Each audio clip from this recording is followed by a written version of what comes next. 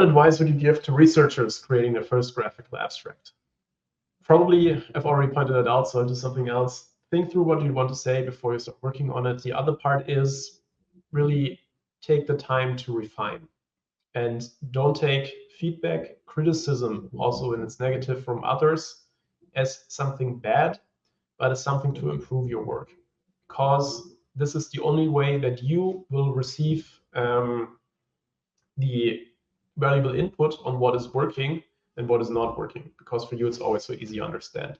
So be relaxed when asking for feedback, accept the feedback, thank people for their feedback, and try to incorporate as much of it as you can, try to receive as much as you can, and try to incorporate as much as you can in your version 2 or 3 or 4 of your graphical abstract. And with that, I hope you'll actually see that version, whatever it ends up being, feels better than the first version.